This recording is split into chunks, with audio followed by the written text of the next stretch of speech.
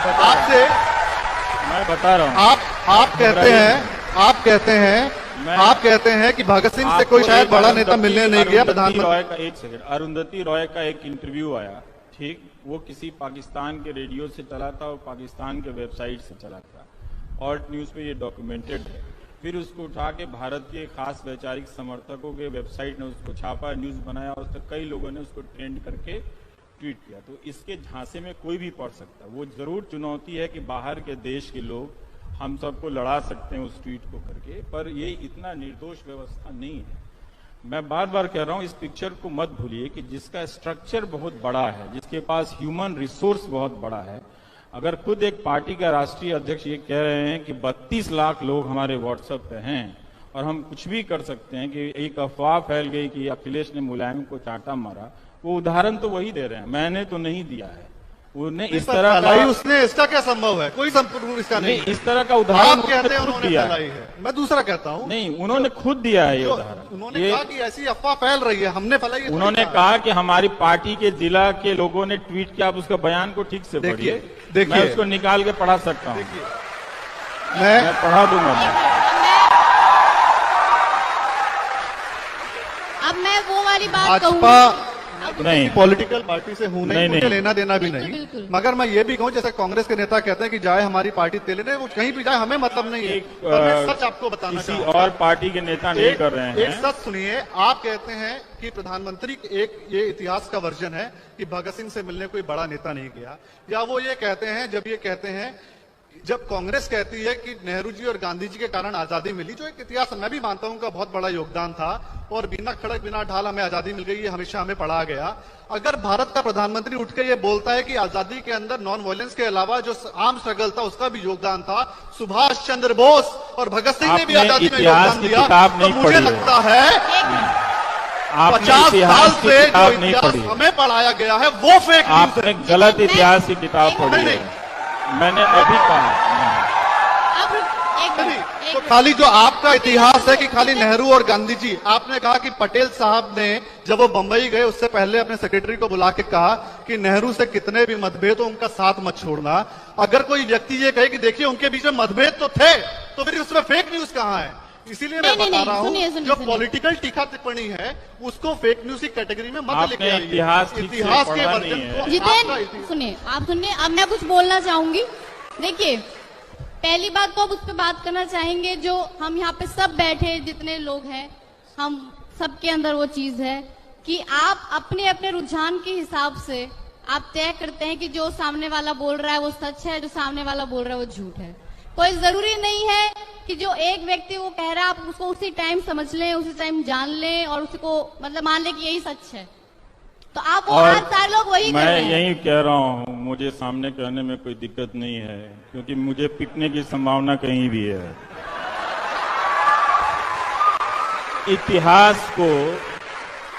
इतिहास को जब भी इस भावुकता से पेश किया जाए, वो हमेशा ही इतिहास नहीं होता है।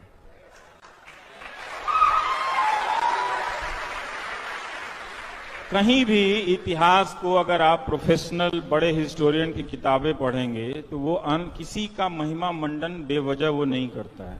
राजनीतिक दल जरूर करते हैं, कांग्रेस के पोस्टर पर सरदार पटेल नहीं होंगे, इनके पोस्टर पर होंगे, वो सब करते रहते हैं।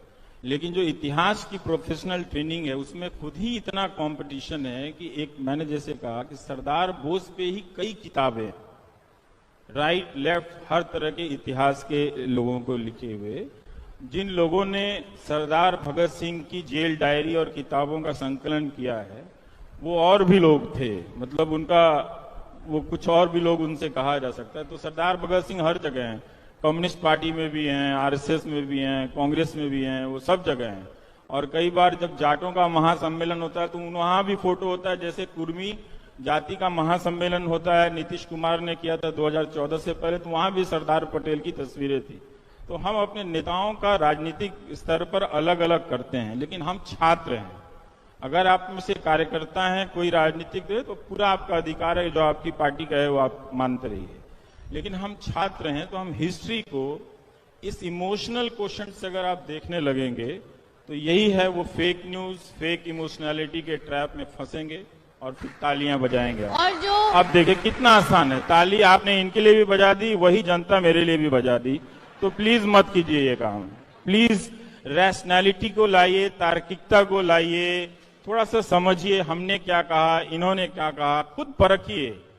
मैं बार बार कह रहा हूं कि किसी पे आंख बंद करके भरोसा मत कीजिए, थोड़ा मेहनत कीजिए, आपको पता चलेगा कि कहाँ क्या नाइंसाफी हुई है, कहाँ क्या कुछ हुआ है। ऑक्सफोर्ड खुद भी सोचिए कि क्या आप इन नफरत की बातों से, फेक न्यूज की बातों के हटा के, क्या आप किसी नेता को पसंद नहीं कर सकते हैं? आप इतने कमजोर कब हो गए, है ना? तो एक बात ये सोचिए। दूसरी बात, पूरी तरह से सहमत हूं और ये करना चाहिए, आपको करना है, क्योंकि ये लड़ाई जो है आप पे कब्जा करने की लड़ाई है।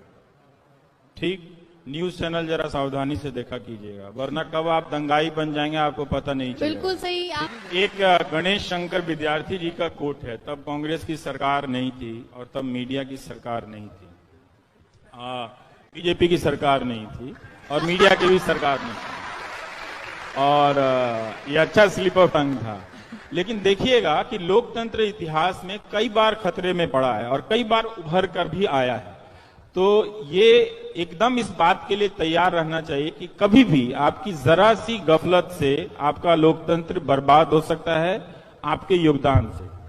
तो और मीडिया किस तरह का खेल करता है कि पहला एडिटोरियल है उनका प्रताप साहब का, प्रताप अखबार में जो कानपुर से निकला था, गणेश शंकर विद्यार्थी का, वो लिख रहे हैं, वैसे अभी यहाँ पूरा अंधकार नहीं हुआ है किंतु लक्षण वैसे ही दिखते हैं। ये 1913 है। इसके बाद यहाँ के समाचार पत्र भी मशीन के समान हो जाएंगे और उनमें काम करने वाले पत्रकार मशीन के पुर्जे। इसके फलस्वरूप ना व्यक्तित्व रहेगा और ना ही सत्य असत्य का अंतर। कितने महान व्यक्ति थे। अन्याय के विरुद्ध डर जाने और अन्याय के विरुद्ध लड़ जाने और न्याय के लिए आफतों के बुलाने की चाह नहीं रहेगी। आप इतने कमजोर हो जाएंगे। जैसे आप पूछते हैं ना, आप इतना कैसे बोल लेते हो, ये सवाल ही आपको बताता है कि आप एक नागरिक के रूप में समाप्त हो चुके हैं। सरकारों ने आपको डराकर समाप्त कर दिया है। तो ऐसा सवाल कभी किसी से मत पूछिएगा। ये कहिएगा मैं जितना नहीं डरती हूं उससे कम तुम क्यों डरते हो, ये सवाल पूछा कीजिए। तो ये लिख रहे हैं कि सिर्फ रह जाएगा खींची हुई लकीरों पर चलना। ये गणेश शंकर विद्यार्थी जी का कथन है। तो हमको याद रखना चाहिए, भारत के टेलीविजन को, खासकर हिंदी अखबारों को, हिंदी टेलीविजन को बहुत ही सावधानी से देखिए। अगर जरा सी चूक आपने की तो आप जिन महान लोगों की कुर्बानियों पे, उनकी मूर्तियों पे शान करते हैं, उनकी शान में आप गुस्ताखी कर देंगे। हम पढ़ रहे हैं। मीडिया ने ही सिखाया कि किससे आपको सवाल नहीं करना है। मीडिया ने ही बहुत सारी खबरें गायब कर दी। तो जो नो न्यूज है वो भी एक तरह का फेक न्यूज है कि अगर आप असली चीजें ना जान के कुछ और चीजें जान रही हैं या आपको बताया जा रहा है, आप हिंदी अखबारों को देखिए, पढ़िए ध्यान से। बहुत एक से एक काबिल पत्रकार हैं, मतलब इतने धुरंधर हैं कि पसीने छुड़ा दें नेताओं के और सरकारों के, लेकिन उन सब के हाथ बांध दिए गए हैं। वो सब मिलते हैं तो ऐसी तड़प है, उनकी तड़प को मैं थोड़ा सा जी लेता हूं ज्यादा। पर अगर आप उनका साथ देंगे तो यही पत्रकार बदल देंगे आपके लोकतंत्र को। नेताओं में बहुत क्षमता होती है। हमारा न्यूज चैनल खासकर और मीडिया, मैं बहुत जिम्मेदारी से कह रहा हूं, जो मुझे पिछले 4 साल में दिखा है और उसके पहले जिस तरह से उसमें गिरावट आ रही थी, वो बहुत होशो हवास में सोच समझ के भारत के इस अर्जित लोकतंत्र को, जिसको पाने के लिए लोगों ने काला पानी की सजा भुगती, उसको बर्बाद कर रहा है। ये बात मैं ताली बजवाने के लिए नहीं कह रहा हूं, ताली मत बजाइएगा। आपके अखबारों के संपादक, आपके पत्रकार, उनके मालिकान, ये सब मिलकर इस लोकतंत्र को बर्बाद करने में लगे हुए हैं। अगर आप बतौर नागरिक नहीं उठकर खड़े हुए, इस झूठ से नहीं लड़ पाए, लड़ाई आपकी है कि क्या आप इस झूठ से लड़ पाएंगे, और हारना आपकी नियति है, तो आप इस नियति को बदल पाएंगे। 150 साल पहले किसी ने सोचा था कि हम नियति को बदल पाएंगे, लेकिन लंबी लड़ाई थी तो बदली थी। तो ये बहुत जरूरी है कि आप इन न्यूज चैनलों की हरकतों को समझें, इनके जो स्लोगन्स हैं, किस तरह से हिंदू मुस्लिम नफरत की बातें हो रही हैं। क्या आपने यही हिंदुस्तान चाहा था? वो तो जो हो गया 1947 में, वो क्या आपको 2019 में फिर से चाहिए? क्यों चाहिए? और फिर जो सचिवालय के बाहर प्रदर्शन कर रहे हैं नौकरी वाले, उनको क्या चाहिए? उनको तो नौकरी चाहिए ना।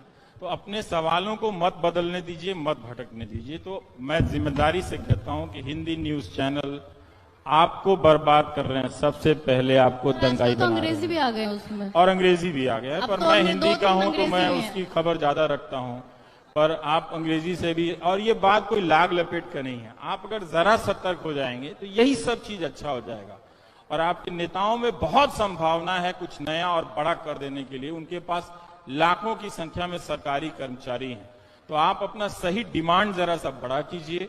इन भावनात्मक मुद्दों को छोड़िए। शर्म आनी चाहिए कि एक फिल्म पे, पद्मावत पे इस देश में 3-3, 4-4 हफ्ते चर्चा हुई है और लड़के लाठी खा जाते हैं यहाँ पे नौकरियों के लिए, उसकी एक तस्वीर टीवी पे नहीं चलती है। अगर ऐसा भारत, अगर ऐसा मीडिया आपको चाहिए, आपको मुबारक।